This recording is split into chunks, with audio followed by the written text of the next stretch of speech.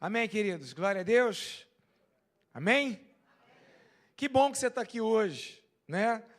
Nós adoramos a Deus, amamos ao Senhor, temos o privilégio de estar na presença de Deus, e uma das características maiores dessa igreja, desse ministério, é a simplicidade do Evangelho. É o Evangelho simples, alguma coisa que não requer nenhum tipo de grandes elaborações, mas aquilo que é feito de coração, profundamente feito com a vontade e com o coração, dentro desse espírito de simplicidade, né? Então, você não vai ouvir um grande pregador, você não vai ouvir um medalhão, você vai ouvir o pastor Ângelo, só o pastor Ângelo, né? Somente o pastor Ângelo. Mas eu tenho certeza de que Deus ele tem uma porção para as nossas vidas nessa noite. Você crê nisso? Amém? Então, que bom que você está aqui nessa simples igreja, nesse bairro simples chamado Tijuca, nesse simples culto de domingo à noite, para ter acesso a alguma coisa simples da parte de Deus, mas não é porque é simples que é pouco poderosa e nem pouco transformadora. Então, vire para quem está do seu lado e fala assim, ó, Deus age na simplicidade. Isso, Salmo capítulo 27, versículo 4. Nós estamos vivendo um tempo de autoridade e graça, e eu queria ministrar ao seu coração como temos feito sobre esse assunto mais uma vez, sobre viver uma vida de autoridade. Domingo passado, nós estávamos falando sobre o que é mais importante para cada um de nós, e se você não ouviu a palavra e quiser ter acesso, procura lá no site da igreja, tem esse áudio lá, e mais ou menos vai afirmar sobre a importância de você conhecer a Jesus. E o Salmo capítulo 7, versículo 4, Davi faz uma declaração, é um clamor, é uma música, e ele escreve essa canção que é fruto da expectativa do seu próprio coração, e Davi diz, ó, uma coisa pedi ao Senhor, uma coisa que eu pedi ao Senhor é a seguinte, ó, e é o que eu estou procurando, porque tem coisas que a gente pede e não procura, a gente só pede, né? Mas o que a gente pede, a gente tem que procurar. Então, se eu tenho que pedir, e tenho que procurar também, né? Nem que seja um cartão de estacionamento da garagem, mas eu tenho que pedir e tenho que procurar. Então, uma coisa eu peço e eu procuro, né? Até acontecer. E Davi falou, olha, eu estou pedindo, eu estou procurando o quê? Que eu possa viver na casa do Senhor todos os dias da minha vida, para contemplar a bondade do Senhor e buscar a sua orientação no seu templo. O que Davi está querendo dizer é que ele quer a presença de Deus, é que ele precisa da orientação de Deus para a sua vida, que ele precisa de uma bússola que o dirija, que o corrija quando ele estiver fora do rumo, porque nós somos muito fáceis de perder o rumo, muito fáceis de entrar por um rumo equivocado, e nem sempre é bom fazer uma correção de rota, né? Aquela vozinha irritante do GPS, né? Recalculando. Não é irritante, queridos, né? Aí você fala, errei, tenho que corrigir, tenho que ajustar, tenho que me apropriar de uma nova direção, eu entrei na rua errada, ou peguei o caminho errado, esse tal do recalculando, misericórdia, só Jesus na causa, né? Eu às vezes até mudo a voz daquela coisa lá do GPS, boto uma voz de homem, eu boto uma voz de outra pessoa, às vezes boto em inglês, só para não ouvir aquela voz irritante, recalculando. Mas Davi dizia, eu preciso estar na casa do Senhor para recalcular a minha rota, para me dar uma orientação. Porque às vezes a gente pensa que está indo no caminho certo, e a gente vai com força no caminho, mas a gente está no caminho errado. Então Davi fala, uma coisa pedi ao Senhor, e eu vou buscar, que eu possa ficar na casa do Senhor, que eu possa ficar na presença do Senhor, que eu possa ter uma bússola, para o meu caminho ficar na direção certa, para eu poder chegar no lugar certo, para eu poder fazer as coisas certas, para eu poder ter um destino adequado e correto. E eu creio que nessa noite, Deus vai abençoar a sua vida, porque você está aqui buscando a presença do Pai. Posso ouvir um amém? Amém, querido? Amém. Buscar a correção da rota não é algo que é bom. Por isso que às vezes você vem para a igreja e sai daqui confrontado, sai daqui mexido. Hoje pela manhã, a dona Marlene Montenegro, uma senhora muito linda, muito fofa, maravilhosa, né? Uma senhora já idosa, mais dos seus 80 anos, e ela virou para mim, sentou ali no almoço das mulheres e falou, pastor, eu precisava vir ao culto hoje, Eu precisava ouvir o que foi falado hoje. Esse culto foi para mim. Deus ministrou o meu coração. E ela começou a dizer uma série de correções na rota que ela precisava fazer na vida dela. E que Deus falou ao coração dela de manhã. Queridos, ouvir isso de uma pessoa idosa, eu fiquei estupefato. Procura lá no Google. Eu fiquei estarrecido. E uau! Que capacidade que há em uma pessoa que aprendeu a viver com sabedoria, que capacidade que há em algumas pessoas de aprenderem sempre, porque quando a gente para de aprender, a nossa vida para junto com o aprendizado.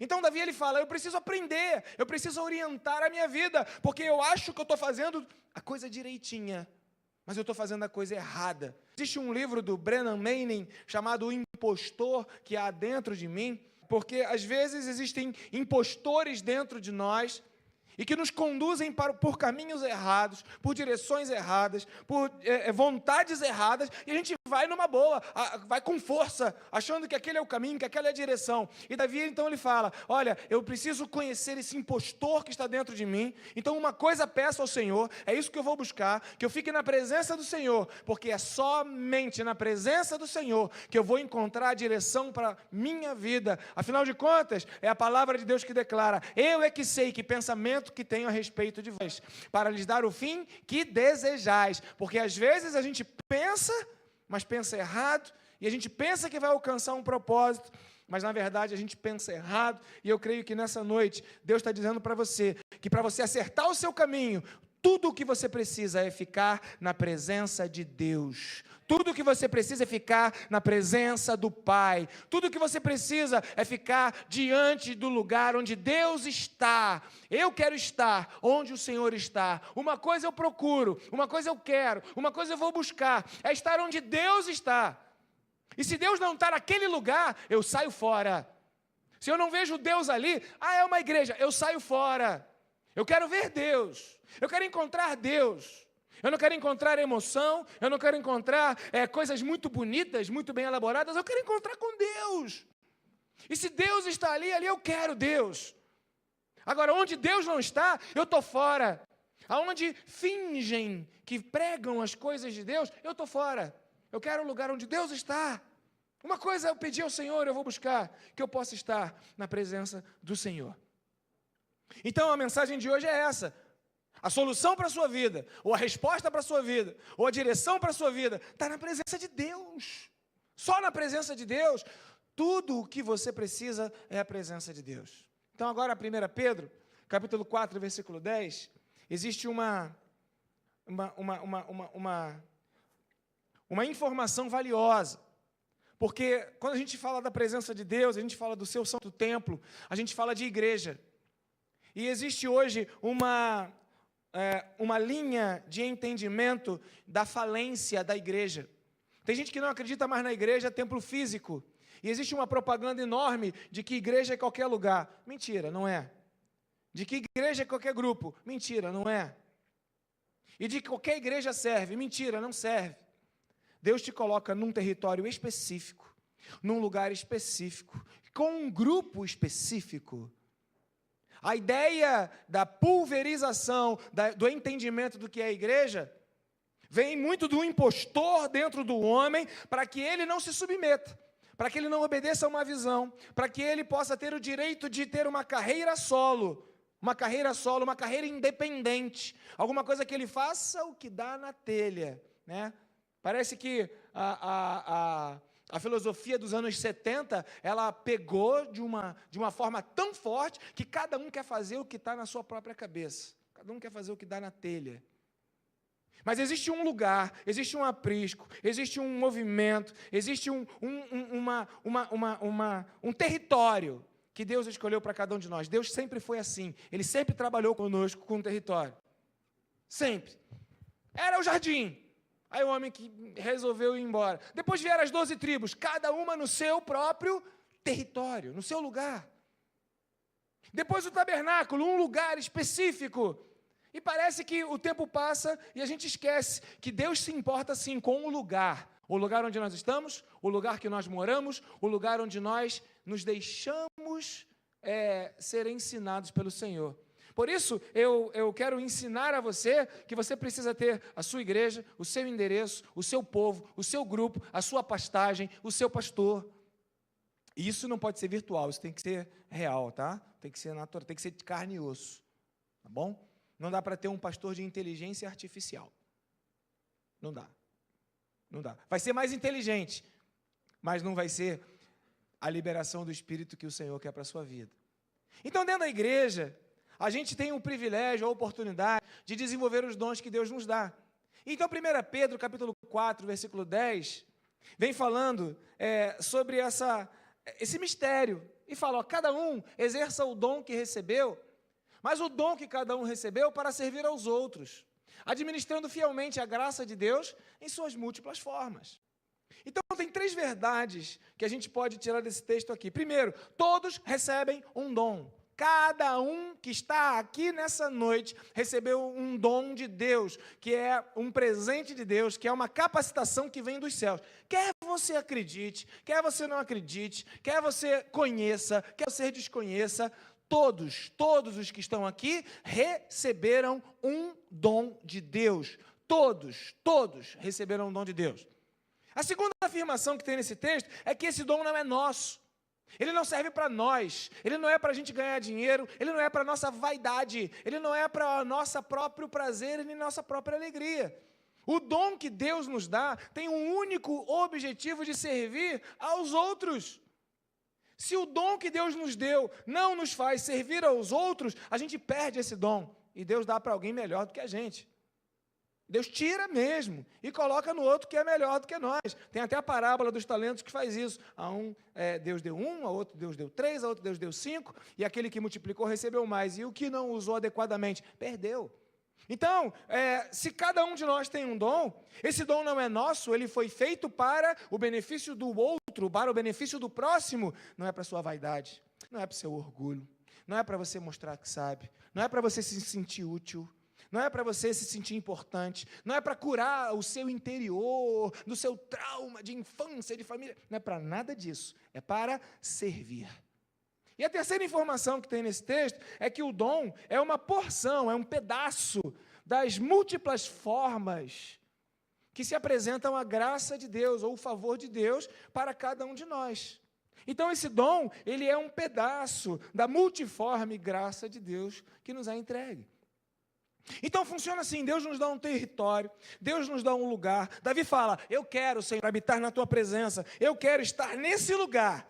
Por quê? Porque esse lugar é onde a multiforme graça de Deus é revelada. Porque eu não ganho tudo que eu preciso, mas o meu irmão ganha um pedaço daquilo que vai fazer bem para mim, porque Deus deu dom a todos os homens, e se o meu irmão ganhou um pedaço e ele usar o dom para servir, eu sou o outro, eu vou ser servido pelo dom do irmão. Então, ele vai servir a mim com o dom dele, e isso vai representar a graça de Deus sobre a minha vida, através do serviço da vida do irmão na minha vida. E aí a gente vai um ao outro ajudando, um ao outro fortalecendo, um ao outro apoiando, através dos dons que Deus colocou sobre a nossa vida.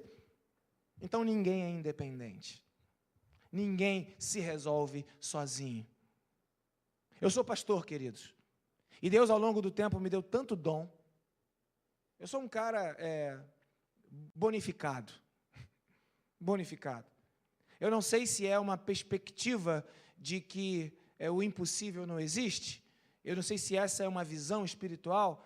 Mas são dons que a gente vai recebendo, mas que efetivamente esses dons só têm um único objetivo durante toda a existência da minha vida, que é servir aos outros, servir a Deus, servir a igreja. Dando uma aula sexta-feira lá no Seminário Betel, eu estava falando de que eu já preciso começar a pensar no processo sucessório da igreja, porque eu pretendo parar aos 65 anos de idade, talvez 70. Aí a pessoa falou, pastor, quantos anos você tem? Eu falei, 50.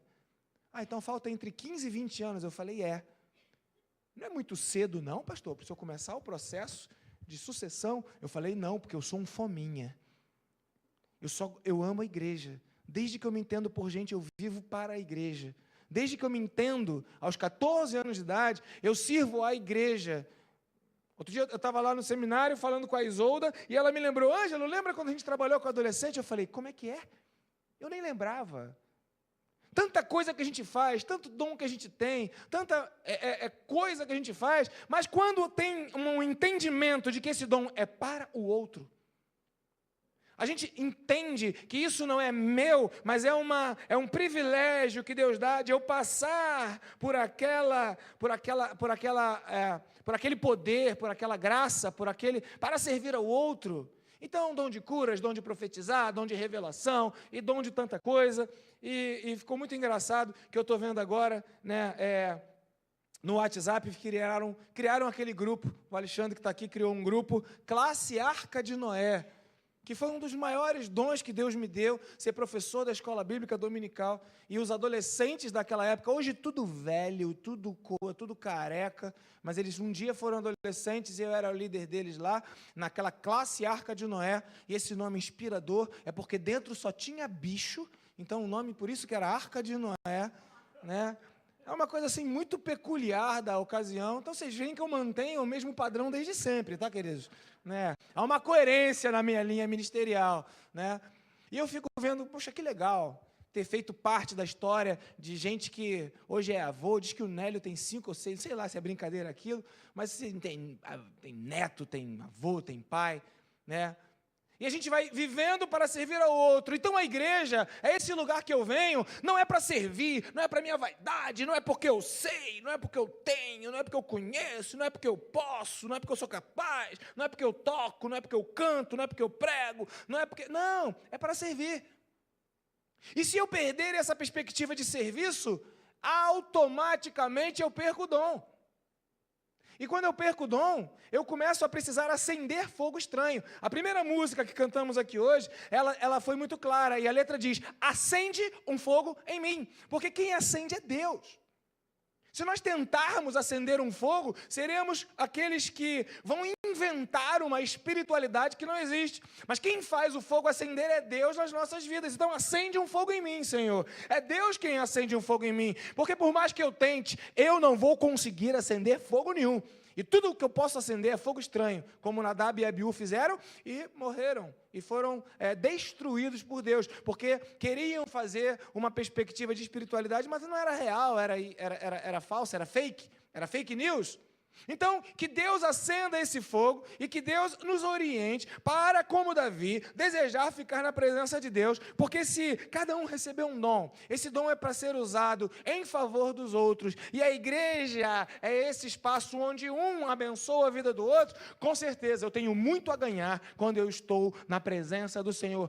Senhor, uma coisa eu peço e a buscarei, que eu possa estar todos os dias da minha vida na sua presença, porque esse lugar onde eu serei abençoado por aquilo que Deus faz através da sua vida, na minha vida, e onde eu sou uma ferramenta de Deus para a sua vida. Então veja, é essa troca que acontece dentro da igreja.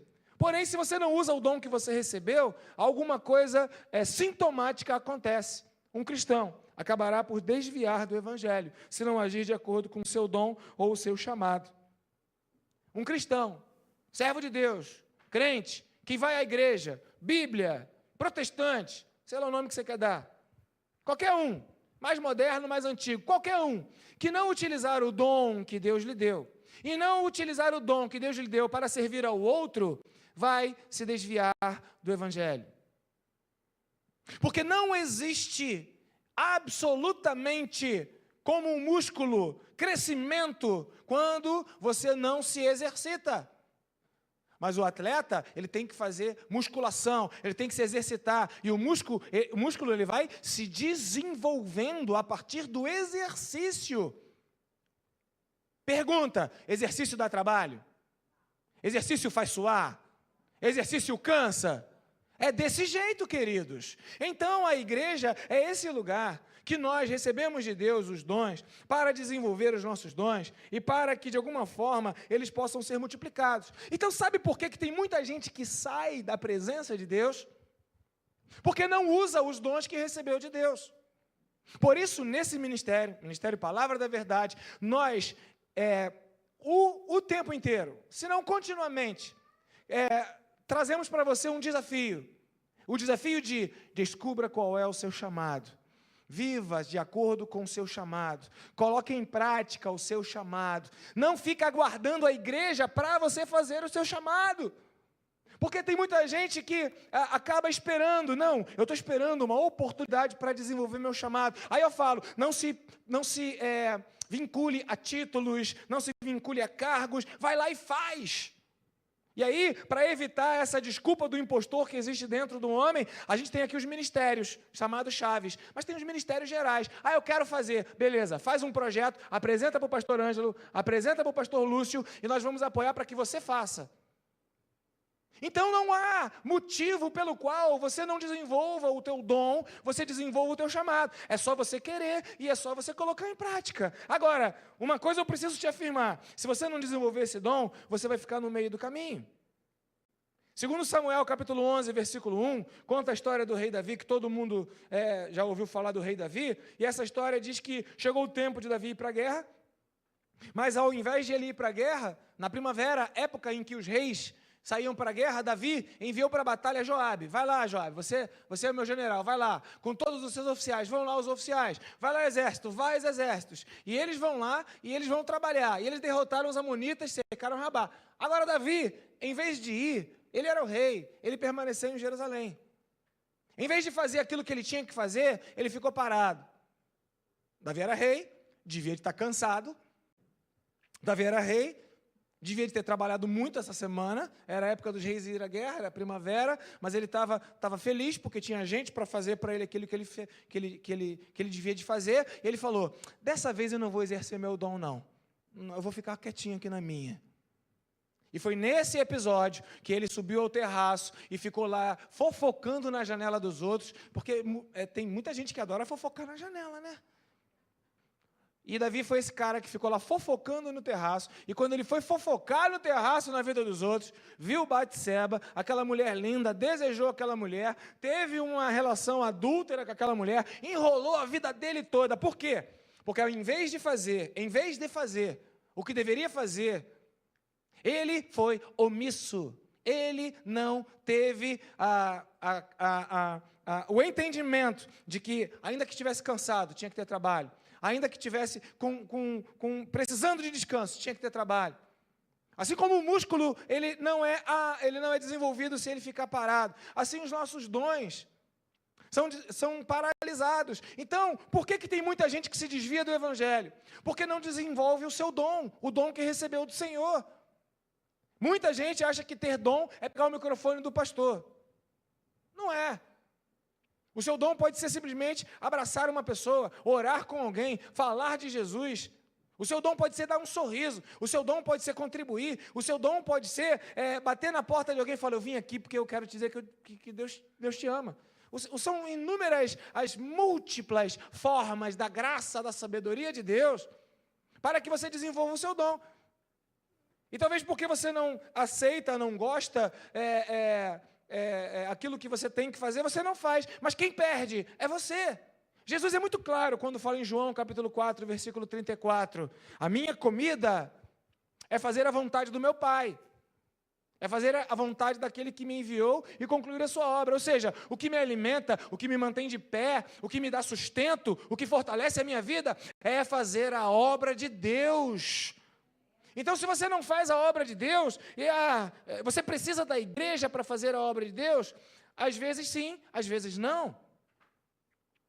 A igreja, ela é uma ferramenta, ela é uma oportunidade, e se você não fizer a obra de Deus adequadamente, querido, Deus vai tirar você e vai colocar outro melhor do que você no lugar. Eu não tenho dúvida alguma de que se algum dia eu não for o pastor adequado, Deus me tira e coloca outro pastor. Eu não tenho dúvida alguma de tantas pessoas que já passaram aqui pelos instrumentos, pelo vocal, porque quando a igreja precisa, Deus manda, mas é um privilégio estar aqui. Eu não tenho dúvida alguma de que Deus vai abençoar na portaria, de que Deus vai abençoar no ministério infantil. Já tivemos aqui no ministério infantil épocas de 3 pessoas, 2 pessoas trabalhando, mas jamais, nunca ficamos sem alguém para trabalhar na obra do Senhor. Hoje tem 16, aleluia. É gente que está trabalhando, é gente que se dispôs, gente que está animada, gente que entendeu o privilégio de desenvolver o dom. Então veja, o que mantém você de pé? Uma coisa é pedir ao Senhor, que eu possa morar na casa do Senhor. Para quê? Para ter direção para a minha vida, para corrigir o meu rumo, para poder me levar para o fim que eu quero, para o caminho que eu quero. Como que eu fico na casa de Deus? Como que eu fico na presença de Deus? Colocando em prática os dons que eu recebi de Deus. Se o seu dom é cozinhar, Jesus, cozinha, tenha misericórdia, que eu vou engordar, mas eu vou dar fim ao seu dom, querido. Pode cozinhar e trazer para o pastor, eu como, fico feliz, não tem problema. Seja qual for o dom que você tenha. Se seu dom é compor músicas, componha. Se seu dom é lavar banheiros, lave. Se seu dom é varrer, varra. Se seu dom é abrir, abra. Se seu dom é fechar, feche. Se seu dom é sorrir, sorria. Só não pode ter o dom de ficar mal-humorado, né? Que isso não é dom. Isso aí já é reclamação, né? Não é dom. Então veja, 2 Timóteo, capítulo 1, versículo 6... Paulo fala então de um despertamento, de uma necessidade que cada um de nós tem que ter. Para quê? Para ficar na presença de Deus. Para quê? Para viver bem, para ter rumo, para ter bússola, para ter caminho. Então, se eu quero acertar na minha vida, pastor, não sei se caso ou se não caso, não sei se fico ou eu passo, igual a música do Fagner ou a poesia da Cecília Meirelles. Eu sei que canto e a canção é tudo? Não. Eu preciso saber para onde eu vou. Eu preciso saber o caminho que eu vou. Eu preciso saber o lugar onde eu piso. Então eu vou para a presença de Deus para conhecer a direção de Deus para a minha vida. Vou. Mas se você vem para a presença de Deus e você não desenvolve o dom que Deus te deu, você não vai aguentar ficar na igreja. Por quê? Não é porque a igreja é um lugar insuportável. Pelo contrário, é porque a falta do seu dom ou a falta da manifestação daquilo que faz através da sua vida, vai fazer falta na igreja. Sabe o que eu acredito? Eu acredito que a igreja não seria o que a igreja é, se não fosse você ser o que você é. Posso ouvir um amém, querido? Amém. Então vira para o seu irmão e fala assim, muito obrigado. Suas falhas, seus defeitos, suas características, tudo isso torna a beleza desse lugar, torna esse lugar como ele é, espetacular, inigualável, maravilhoso. Cada um tem uma característica e todos nós vamos nos ajudando. Não existe a forma completa da plenitude de Deus sem a igreja. Então, quando roubam do teu coração o direito da igreja, ou o privilégio da igreja, estão roubando de você o caminho, a direção, a bússola, o destino. Roubando de você acertar, chegar no lugar certo, ir para onde você tem que ir. E às vezes ser corrigido é ruim, lembra? Recalculando. E para isso você precisa de um pastor, para isso você precisa de submeter-se ao seu pastor, para isso você precisa acreditar, confiar na sua liderança espiritual, ouvir e fazer aquilo que você recebeu como uma orientação, e não viver uma carreira solo de um cristão que é auto-independente, como se você pudesse se auto-suprir. Não. Então, por causa disso, ou por essa razão, Paulo vira para Timóteo e lembra ele que mantenha viva a chama do dom de Deus. Ou seja, Timóteo, meu filho, trabalha. Meu filho, desenvolve o dom que você tem.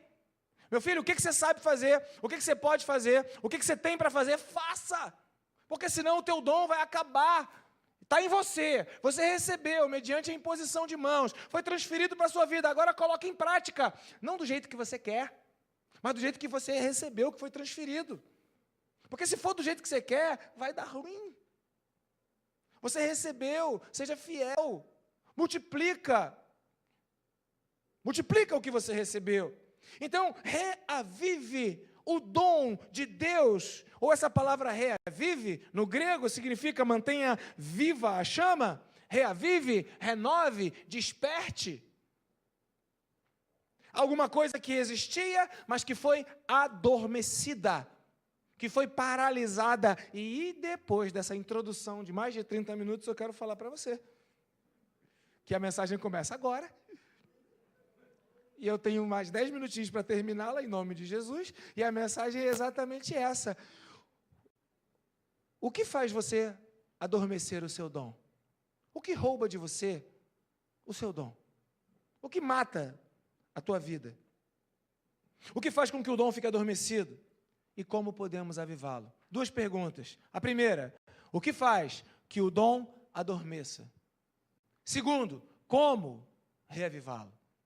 Existe uma frase que foi escrita por Edmund Burke, que em 1795 disse o seguinte: a única coisa necessária para que o mal triunfe é que os homens bons nada façam.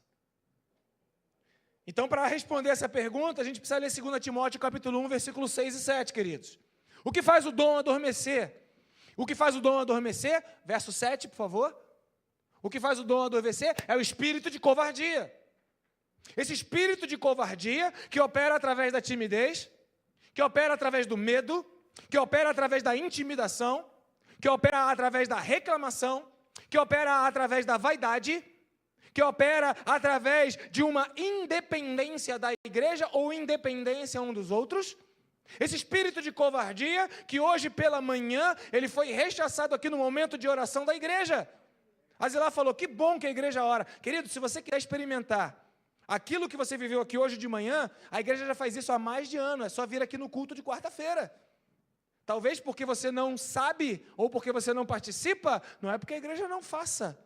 Então, tenha senso de corpo, se intere do que acontece na sua igreja. Nós somos uma igreja de Cristo, nós oramos, nós ensinamos, nós discipulamos, nós exortamos, nós trabalhamos, nós fazemos missões, mas cada coisa em um canto. Então, se você for segmentado na sua maneira de se relacionar com a igreja, você vai achar que a igreja é só um pedaço, mas não é não. Então, veja, esse espírito de covardia, ele tira de você a capacidade de você desenvolver o seu dom. Ele tira de você a capacidade de você ser corajoso, de você ir adiante, de você fazer mais. E ele vai colocar sobre a sua vida timidez, medo. Ah, não posso. Ah, falar de Jesus para as minhas meninas da escola? Ah, não, eu tenho vergonha. Espírito de covardia. Me posicionar no Facebook de que eu não fico transando com todo mundo, não, isso aí vai parecer que eu sou diferente. É diferente mesmo, espírito de covardia. Então o espírito de covardia, ele é sutil, e ele vai dizendo para você o que você pode e o que você não pode, para não agradar ou para não desagradar. Isso faz amortecer, ou adormecer o seu dom. Paulo então vira para Timóteo e fala, desperta o dom que é em ti, levanta, senão você não vai aguentar. Então a primeira pergunta é, o que faz o espírito de, o seu dom, ele adormecer? É o espírito de covardia. Então veja, cada um de nós, servos de Deus, cada um de nós que veio à igreja hoje, cada um de nós que quer acertar na vida, que depende de Deus, e que entende que a vida é muito difícil, e que entende que para poder acertar o caminho precisa de uma bússola. Uma coisa é pedir ao Senhor e a buscarei, eu quero buscar orientação no seu templo. Cada um de nós recebe um dom. Não coloca o dom em prática, desanima com a igreja e vai embora. Desanima com a igreja por quê? Ah, porque tem vergonha, ah, porque é difícil, ah, por causa disso. É sempre alguma coisa fora. É sempre uma coisa externa. Mas você veio aqui para Deus falar contigo. Você não faz porque você não quer. Você vai lá e faça. Vai e faça. Vai e faça. Está na tua mão. A bola está no teu pé. É só chutar e fazer o gol. O que acaba com o espírito de covardia? O que acaba com o espírito de covardia é o verso 7, está ali também. Poder, amor e equilíbrio. O que acaba com a covardia na sua vida? Poder de Deus. O que acaba com a covardia na sua vida? Amor a Deus. E o que acaba com a covardia na sua vida é você equilibrar as coisas. Se o mundo quer forçar você numa posição, você equilibra, trazendo a luz de Deus na face dessa terra, através das suas palavras, do seu posicionamento, da sua roupa, das suas escolhas, das suas postagens, daquilo que você acredita e daquilo que você fala e é. Aí você equilibra. Então, o que acaba com o espírito de covardia? Poder, amor e equilíbrio. Porque a batalha é desequilibrada, queridos. Durante 6 dias da semana, você ouve o mundo, você tem acesso ao mundo, você está em contato com o mundo, as coisas do mundo sufocam você, e de vez em quando você vem na igreja, uma vez por semana, e olha lá, às vezes de manhã, às vezes de noite, ainda trabalha, ainda faz mestrado, doutorado, pós-mestrado, não sei o quê, aí você está todo ocupado, e aí, né, como é que você... É desequilíbrio, então você está perdendo, então você precisa voltar de novo a esse equilíbrio. Como?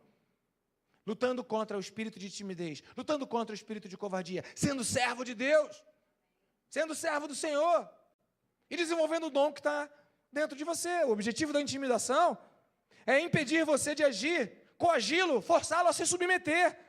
A intimidação quer subjugar você com um sentimento de inferioridade, com um sentimento de medo. Eu não posso, eu não vou falar o que vão pensar, o que vão achar. Em nome de Jesus, que os outros sejam intimidados por você, porque maior é aquele que está em nós do que aquele que está no mundo. Amém, queridos? Então não fique intimidado, porque isso rouba o dom de Deus que está sobre a sua vida. Isso rouba o prazer que você tem de estar dentro da igreja, esse lugar louco, esse lugar difícil, esse lugar inacreditavelmente maravilhoso e fantástico, onde Deus opera através da vida daqueles que você nunca imaginou que pudessem operar. E a Bíblia ainda potencializa, dizendo, os mais fracos, os que são piores, os que não têm valor, os que cantam pior, os que falam pior, os que atendem pior, esses é que vão ser os mais usados por Deus dentro do reino de Deus, porque Deus usa os fracos para confundir os fortes, Deus usa os que não são para confundir os que são. Então não é questão de saber, de ter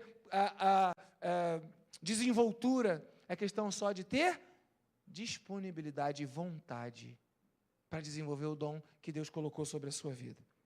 Quando você recua, e você não luta contra o espírito de covardia, você se submete, você dá autoridade àquele que te intimida. Por isso é preciso você andar na autoridade que Deus colocou sobre a sua vida, senão vão roubar a sua autoridade. Enfim, quando você se intimida, já não é mais livre para realizar a vontade de Deus. Fica preso ao que lhe intimida. Quando você se intimida, você acaba dando autoridade para o outro. Então eu estou pregando aqui, o relógio está ali 8h50, eles subiram que pedir, então tem que acabar porque chegou a hora. Não, queridos, quando acabar, acabou. É uma orientação, e é uma direção, mas não é uma ordem, eu não estou intimidado, porque Deus está aqui nesse lugar. Então entenda que as coisas de Deus, elas se manifestam espiritualmente, e se você ficar intimidado, você vai ficar todo cerceadinho, todo preocupadinho. E eu sou chato com o horário, vocês sabem disso. Mas hoje pela manhã, o nosso culto, eu nem sei que horas acabou, mas eu sei que na hora não foi. Então, cuidado com a intimidação.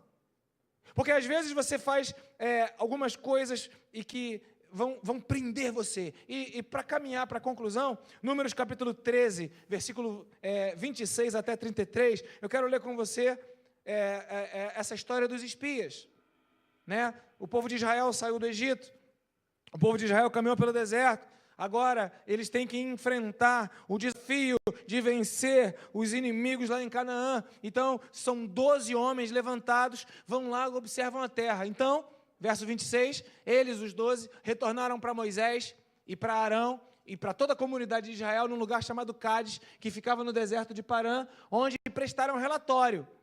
E a eles, a Moisés, Arão e a toda a comunidade de Israel, eles mostraram os frutos da terra, verso 27, e deram o seguinte relatório a Moisés: entramos na terra a qual você nos enviou, Moisés, lá manam leite e mel, aqui estão alguns frutos dela, 28, mas o povo que lá vive, repita assim comigo, mais, de novo, mais, repita comigo, mais, agora fala o seguinte, o mais, é uma ferramenta.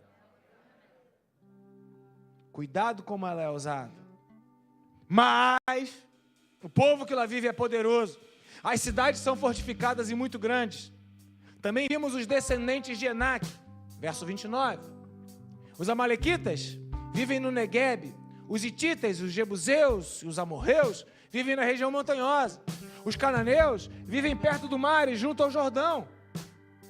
Então Calebe fez o povo calar-se perante Moisés e disse: subamos e tomemos posse da terra. É certo que venceremos. Verso 31. Mais. Repita comigo, mais. Repita comigo, mais. Agora diga, mais é uma ferramenta. Cuidado como você usa. Mas os homens que tinham ido com ele disseram: não podemos atacar aquele povo, é mais forte do que nós. E espalharam entre os israelitas um relatório negativo acerca daquela terra. E disseram: a terra para a qual fomos em missão de reconhecimento devora os que nela vivem. Todos os que vimos são gigantes, são de grande estatura. Verso 33. Vimos também os gigantes, os descendentes de Enaque, diante de quem parecíamos como gafanhotos. A nós e a eles. Nós parecíamos gafanhotos para nós mesmos. E eles também olhavam para nós e nos achavam como se fôssemos gafanhotos. Então, primeiro, sabe o que destrói o desejo que você tem de ter um destino e de habitar na presença do Senhor? O relatório. O relatório. Queridos, a palavra de Deus, ela afirma que nós vivemos pela fé e não pelo que nós vemos. O relatório é um ato descritivo daquilo que é visível. E nem sempre o relatório será benéfico. Nem sempre o relatório vai apontar a fé. Pelo contrário, o relatório pode mostrar a incapacidade humana. O relatório pode mostrar a dificuldade humana. Eu me lembro muito bem, como se fosse hoje, quando a Cláudia, a pastora Cláudia, para quem eu doei o fígado, ela esteve aqui numa vigília, nessa igreja, e eu tive aqui uma unção de cura, e eu falei: Cláudia, você foi curada, faça um exame. E ela fez um exame, e quando ela voltou com o exame, falou: tá aqui, pastor, e no exame diz que eu tenho câncer. E eu falei para ela: mas o meu Deus disse que você está curada. Você acredita em quê? No relatório do médico ou na voz do profeta de Deus, que ouviu que Deus disse que você está curada? Ela ficou chocada. Fomos para o transplante. Quando chegou lá, o médico abriu primeiro ela, e depois o médico me deu outro relatório. Ele disse: na hora que eu abri, meio que desenrolou uma veia e a gente achava que aquilo era um câncer. E eu falei: não, doutor, o que você viu foi o milagre de Deus que fez o sobrenatural na vida do corpo da Cláudia. Então cuidado com os relatórios. Os relatórios não apontam para o que é sobrenatural. Os relatórios são através do raciocínio. Os relatórios são através do seu conhecimento. Os relatórios falam daquilo que o homem é possível, mas Deus é maior do que qualquer relatório. Nós somos guiados pelas misericórdias do Senhor. E não por aquilo que o homem diz, por aquilo que o homem declara, pelas possibilidades naturais. Então, em nome de Jesus, vigia. Porque o relatório pode ser uma falência no sonho que Deus tem para a sua vida, no projeto que você tem para o seu futuro. Segundo, versículo 28, o mais, ele intimida e cria tumulto. O mais que intimida e cria tumulto não é de Deus na sua vida. Ah, porque Deus mandou, porque vamos acontecer, mas... Querido, aprenda a repreender o mais em nome de Jesus Cristo, amém? Se Deus falou, 2 vezes eu ouvi. Se Deus falou, eu vou fechar os olhos e eu vou me jogar de cabeça. Se Deus mandou, eu vou obedecer. Se Deus está nesse negócio, não tem mais, não tem relatório, não tem nada, porque agindo Deus, ninguém impedirá. Quantos sonhos são roubados? Quantas vidas são tolhidas de um destino abençoado por causa de relatórios e por causa do mais temos gigantes, mas eles são fortes, mas é difícil, mas não vamos conseguir, mas não temos dinheiro, mais isso, mais aquilo. Em nome de Jesus Cristo, que o mais fique no lugar dele, que é debaixo dos pés de Jesus Cristo, o Senhor da sua vida. Não pare os seus sonhos por causa de mais. Terceiro ponto, como reavivar o dom adormecido pelo mais. E eu quero ler com você o verso 30. Primeiro, é preciso fazer calar. Tem vozes que precisam calar na sua vida. Tem vozes que você precisa dizer: para, cala a boca, não quero te ouvir. Não quero te ouvir, não fala mais. Mas com esse, não fale mais. Porque tem gente que vai chegar do teu lado só para dizer, mas você não pode, mas você não consegue, mas você não dá conta. Então faça calar. Tem horas que você precisa dizer para as pessoas que estão do seu lado, para os seus amigos, às vezes para a mulher, às vezes para o marido. Cala a boca, marido. Cala a boca, mulher. Eu sei em quem tem eu crido. Ele é poderoso para fazer infinitamente mais do que quanto pedimos, pensamos ou imaginamos. Deus ainda é Deus. Deus é poderoso.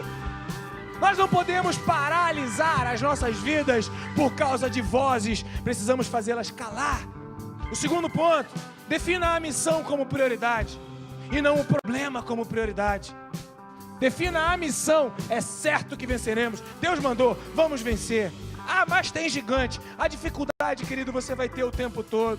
O problema você vai ter o tempo todo. A luta você vai ter o tempo todo. A dificuldade de conquistar, de alcançar, de fazer, ela vai existir o tempo todo. Mas se Deus mandou, maior é Deus. Ele é poderoso para fazer tudo aquilo que está no coração dele em relação ao seu povo.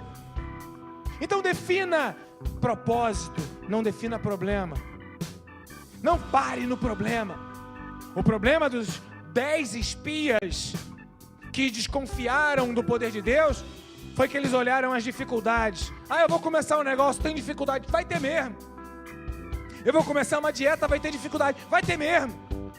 Ah, eu quero fazer evangelismo, vai ter dificuldade. Vai ter mesmo. Eu quero fazer um pequeno grupo, vai ter dificuldade. Vai ter mesmo. Mas não quero focar no problema. Eu quero focar no alvo. Porque eu sei, estou bem certo, que Ele é poderoso. Então eu não quero ver problema. O problema está aí o tempo todo. Em nome de Jesus, tenha raiva do problema. Ah, porque a mulher lá não deixa. Tô nem aí pra mulher. Sei lá quem ela é. Ah, ela é minha chefe. Não é nada. O meu chefe é Deus, que é maior do que aquela mulher. Porque se Deus quiser, Ele move, Ele tira, Ele coloca outra pessoa, coloca outro chefe. E Deus faz o que Ele quer, do jeito que Ele quer, na hora que Ele quer. O problema vai acontecer. Mas se Deus colocou um propósito na minha vida, esse propósito há de se cumprir para a glória de Deus. Então acredite e elimine a intimidação. Verso 31, tem companheiros que vão dizer, não podemos, não podemos, não podemos. Então, em nome de Jesus, cuidado com quem você coloca do seu lado. Tem amigo que serve para atrapalhar a sua vida. Quantas vezes eu já vi gente que saiu dessa igreja por causa de amizades dentro da igreja, mas amizades que não eram amizades de Deus, amizades nocivas. Ah, somos irmãos, somos amigos, somos irmãos, coisa nenhuma. Igreja não é lugar de santo, igreja é lugar de gente. E gente acerta e gente erra. Então cuidado quem são seus amigos dentro da igreja. Porque vai ter gente aqui dentro para tirar o teu coração, para roubar o teu coração, para tirar você da presença de Deus, para levar você para outros caminhos que não são os caminhos do Senhor. Ah, pastor, tem isso dentro da igreja? Aqui dentro dessa tem, das outras eu não sei, mas aqui tem. Então cuidado com quem você anda, cuidado com quem você ouve, cuidado com o seu irmão. Ah, é irmão? Não é irmão não, é irmão sim. Aí você decide o que ele é teu. Amém? Porque às vezes a gente está do lado de uma pessoa, ah, vai dar errado, ah, mas não vai fazer, ah, não vai fazer. Ah, irmão, vai, segue o teu rumo, vai que é tua, Tafarel, eu tô fora. Porque às vezes a gente fica romântico e achando que todo mundo na igreja é espiritual, todo mundo na igreja vai ajudar. Tá aqui, a Bíblia que fala a verdade. Eram 12, 10 deram contra. Eles eram do povo de Israel, sim ou não? Eles eram do povo de Israel, sim ou não? Então tem gente que está no povo de Israel, que é a quinta coluna. No Val do Jaboque tivemos uma palestra aqui que falava sobre lealdade, nos ensinando o que é quinta coluna. Que era uma estratégia militar da antiguidade, que eram espiões que entravam no exército do inimigo para se fingir amigos, com o único objetivo de destruir o inimigo. Então tem gente aqui que foi semeada por Satanás para destruir a tua vida. Não vai ouvir esse tipo de gente. Ah, pastor, por que você não exclui? Por que você não manda embora? Porque a Bíblia fala que não dá para arrancar joio com trigo. Eu tenho que esperar. Não é o meu papel. Mas é o seu papel ficar atento e olhar Então, vigia. Porque se tem gente que está tirando a tua força, que está atrapalhando a tua vida espiritual, que está orando fofoca, que está complicando a sua vida, em nome de Jesus, esse espírito de intimidação precisa sair da sua vida. Fala, eu quero ser seu amigo, eu quero ser sua amiga, mas naquilo que Deus opera através de você. O que Deus não opera, sai para lá. Brincando ou não brincando, eu te repreendo, Satanás. Porque a gente tem que saber separar as coisas. Enfim, para encerrar, de verdade. Verso 32. Sabe o que o inimigo faz? Ele vai querer gente para poder ficar contra você. Então ele vai espalhar a notícia. E lá, fulano está fazendo isso, ele acha que vai se dar bem. Então existe um câncer dentro da célula que é o corpo de Cristo, chamado a fofoca. Então, irmão, em nome de Jesus, cuidado, dá uma cheirada no teu bafo para ver se você não está com essa célula cancerígena na tua boca. Porque às vezes o que você fala você nem percebe, mas já cheira mal. Aí está igual Lázaro. Já cheira mal. Então vigia para que você não possa replicar, repetir, levar adiante aquilo que é intimidação, aquilo que é de destruição, aquilo que mata, aquilo que ofende, aquilo que chateia, aquilo que aborrece, aquilo que diminui, em nome de Jesus. A igreja não é lugar de fofoca, a fofoca é do diabo, Satanás, capiroto, demônio, o nome que você quiser dar. Então ele não vai ter espaço na minha boca, não vai. E quando falarem mal para mim, eu vou sorrir, vou acenar. Eu só não vou agora rechaçar, porque senão vai todo mundo embora da igreja. Eu fazia isso no passado, todo mundo embora com raiva do pastor.